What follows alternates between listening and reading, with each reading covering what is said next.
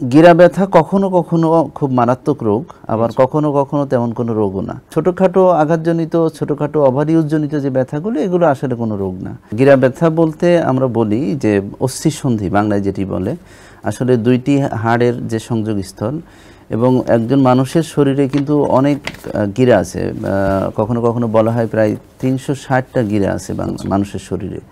তো এই গিরাগুলোর যখন বিভিন্ন কারণে কোনো প্রদাহ হয়, অনেক সময় ইনফেকশন হয়, অনেক সময় দেখা যায় যে ওভার ইউজ, একটু এক্সট্রা ইউজ করা হচ্ছে, একটা এক্সট্রা প্রেশার পড়ছে, আনএক্সিস্টেম ইউজ হচ্ছে। তো এই ধরনের নানাবিধ কারণে আসলে গিরা ব্যথা হয়। যখন এই অস্থিসন্ধি আক্রান্ত হয় আসলে বিভিন্ন কারণে, তখন সেটাকে আমরা গিরা ব্যথা বলি। আচ্ছা, এটা কি কোনো রোগ?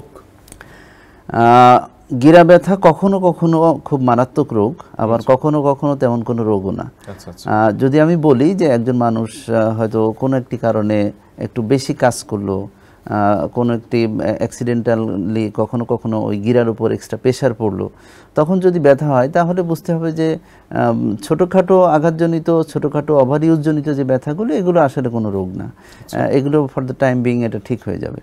কিন্তু যদি দেখা যায়, আমরা বলি যে যে রোগগুলো মারাত্মক রোগ সেটি হচ্ছে বা দীর্ঘমেয়াদী, এর ভিতরে আছে যেমন গিরায় যদি কখনো ইনফেকশন হয়, সেপটিক আর্থ্রাইটিস আমরা বলি, ইনফেকশন জীবাণু যখন গিরার ভিতরে ঢুকে গিয়ে পুঁজ হয়ে যায়, সেটি একটি মারাত্মক রোগ।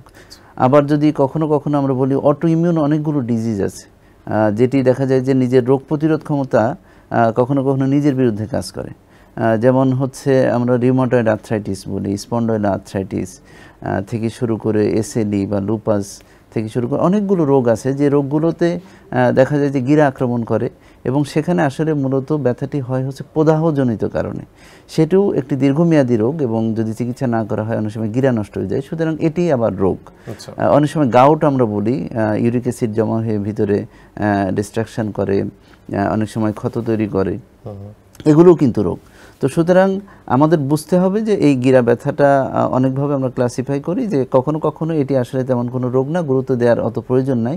বাট বেশিরভাগ ক্ষেত্রে যদি দেখা যায় দীর্ঘমেয়াদী হচ্ছে, তাহলে সেক্ষেত্রে অবশ্যই এটি রোগ হিসেবে ধরে নিয়ে আমাদের সেটা নির্ণয় করতে হবে এবং চিকিৎসা করতে হবে।